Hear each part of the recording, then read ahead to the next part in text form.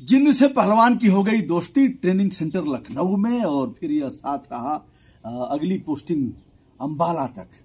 अंबाला के बाद पहलवान घर आए। धीरे धीरे घर वालों को भी एहसास हुआ और तमाम करामात जिन्न के द्वारा करना हुआ, जिसका एहसास हमको भी हुआ। हमको उसने एहसास किस तरह से कराया, आज इस एपिसोड में उस प्रसंग को हम बताएंगे। परिवार को एहसास कैसे हुआ, किस प्रकार ये लोग ओझा सोखा और अन्य स्थानों पर गए, कि कैसे इससे छुटकारा मिले। उसके बाद भी वह नहीं छोड़ा। हर बृहस्पतिवार को एक एक मुर्गा चढ़ाने का क्रम रहा, अगरबत्ती और यह सब चढ़ाते रहे जो भी था।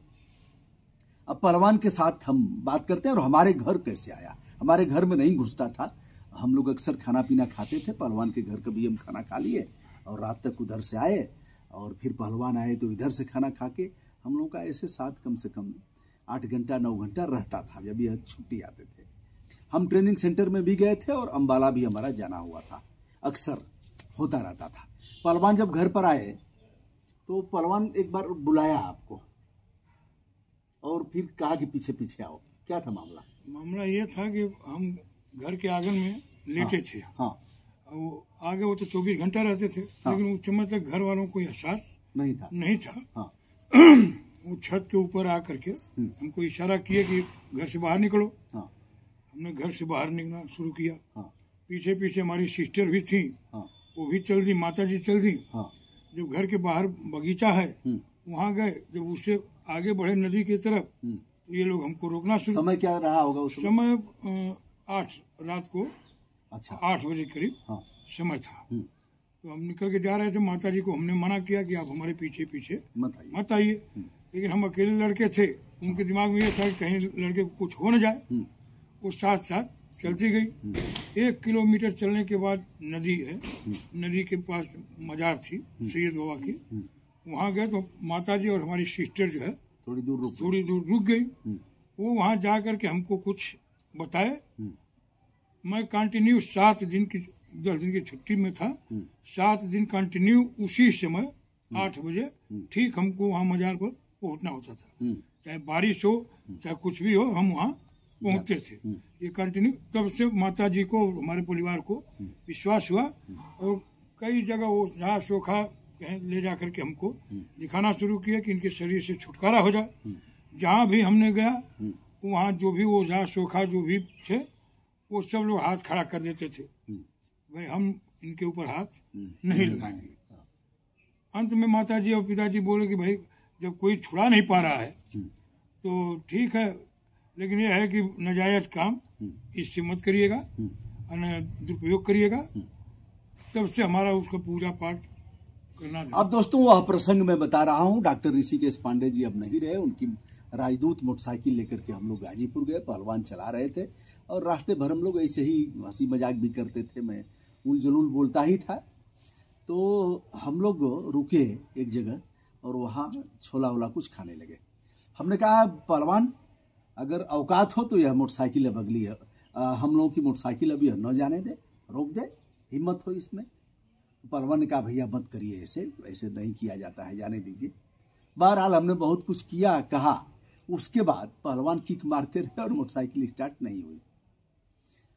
तो बहुत प्रयास किया गया, नहीं हुई मोटरसाइकिल। किसी तरह से ले आया गया।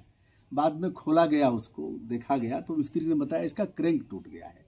क्रैंक कोई पार्ट होता है। राजेंद्र मिस्त्री के, हाँ राजेंद्र मिस्त्री, एक राजेंद्र मिस्त्री हैं प्रजापति जी। तो राजेंद्र मिस्त्री क्रैंक को बनवाने ले गए। जगतगंज बनता था जी जी। तो क्रैंक वहाँ बना। फिर ऐसे कई चीज हुई। पहलवान मिठाई उठाई भी मंगा देते थे, सब जो चाहते थे मंगा देते थे। आ जाता था। एक बार यह प्रयोग आपने किया छत पर? हाँ। एक बार यहाँ बुरहट के हरिहर सिंह हैं, वो भी आए, थोड़ा ठीक ठाक हैं। बोले कि आपका बहुत हम नाम सुने, थोड़ा यह है कि गाजीपुर अग्रवाल का मिठाई भंडार बहुत अच्छी वहाँ की मीठा है, क्या आप वहाँ से मंगा सकते हैं? 5-6 लोग आए थे। हम कहे कि अभी ठीक नहीं है। वो रिक्वेस्ट करना शुरू किए। हम कहे ठीक है तो 5 मिनट का समय दीजिए। बोला 10 मिनट का हम समय दे रहे हैं। जैसे हम लोग बैठे हैं, ऐसे कुर्सी लगा कर हम लोग बैठे थे। मुश्किल से 10 या 12 मिनट लगा रहा होगा। इसके बाद मिठाई आ गया। छत के ऊपर हमके मिठाई आ गया, छत से उतरवा लीजिए। फिर छत से उतरवाए, देखे तो नई पैकिंग एकदम वही जो है अग्रवाल की, तो वो भी अपना जो है नतमस्तक हुए। कई बार वो आजमाए भी, आ जाते थे घर, तो कई बार बस को रोकना हुआ, कोई कह दे कि ये मोटरसाइकिल रोक दीजिए। ये सब क्रियाकलाप लोगों को थोड़ा एहसास दिलाने के लिए, हालांकि नहीं करना चाहिए था, मैं करता रहा, जवानी भी थी, उमंग भी था थोड़ा। और शेरा वाला बाबा सब पूरा कर मना नहीं करता था, कभी नहीं, कुछ नहीं, ये सब क्यों करवा रहे हो? नहीं, वो कहा कि जैसे हम वादा किए हैं, भाई जो मैं कह दिया, अगर गलत काम भी कर दिया तो वो भी। पहलवान को कभी जाना होता था तो यहाँ से 7 बजे सड़क पर बस मिलती थी, तो पहलवान उसको भी विलम्ब करवा के 7:15 और 7:20 करवा देते थे कि ठीक है चलिए, रुक जाएगी, हम चलेंगे तभी जाएगी। तो ऐसा कई बार तो हमने देखा है। अब चलिए दोस्तों, मैं बता रहा हूँ, पूर्व के वीडियो में कई लोगों ने कहा था कि आप बताइएगा आपके साथ क्या हुआ, तो उसे भी मैं बताने जा रहा हूँ और उस पर हम लोग चर्चा करेंगे। हमारे और पहलवान के घर के बीच की दूरी लगभग 300 मीटर है, लगभग 300-350 मीटर होगी। कभी हमारे यहाँ अगर विलम्ब हो गया तो यहीं खाना खा लिए, पहलवान चले गए घर, और अगर इनके यहाँ मुझे विलम्ब हो गया तो खाना खा के ही लोग आने देते थे। ऐसे था, जब यह छुट्टी आते थे तो 7 घंटा 8 घंटा हम लोग साथ में ही रहते थे।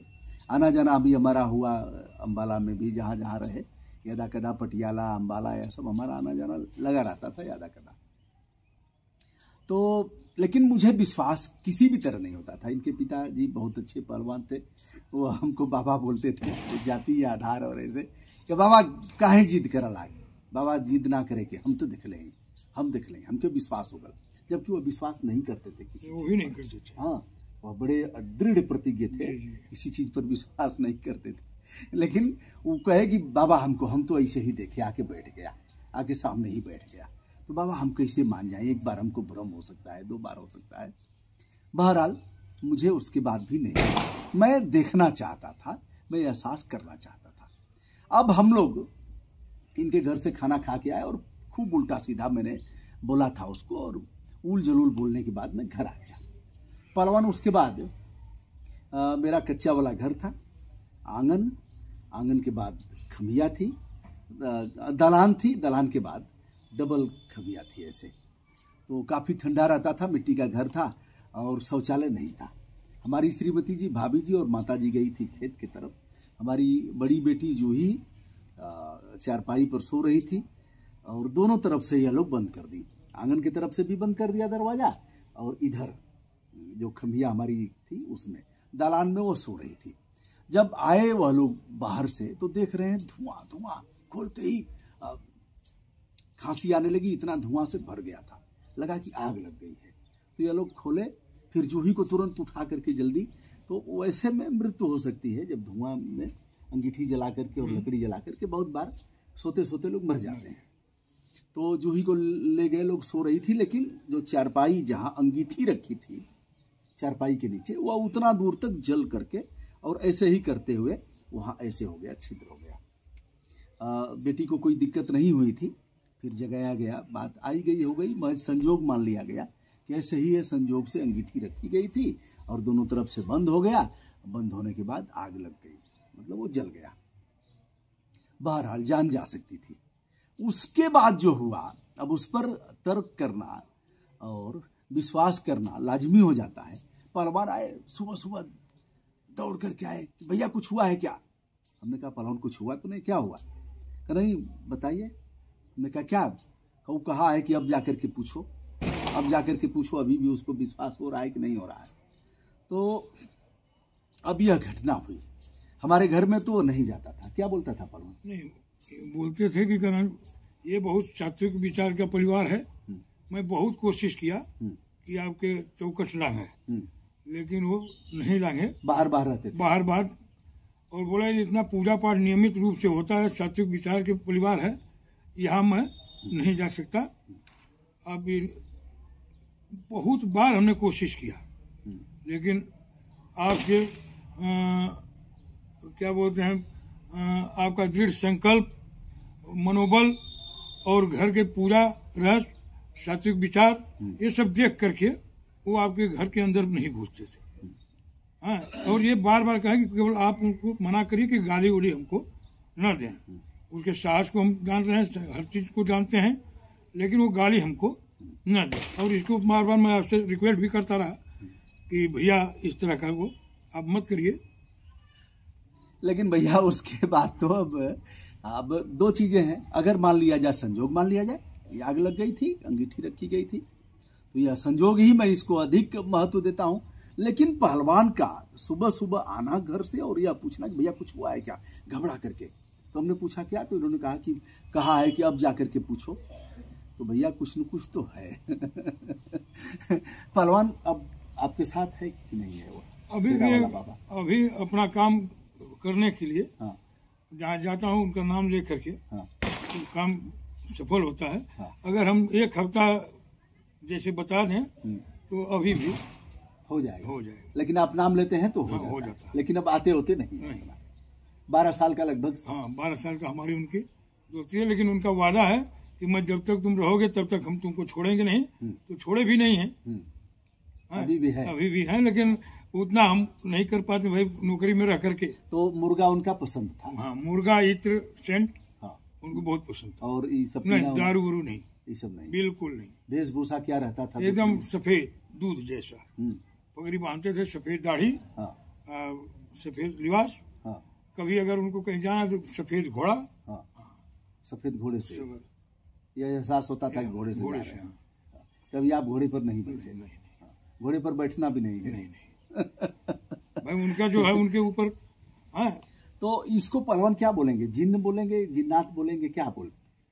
नाम अपना बताया? शेरा वाला बाबा, यही बताना।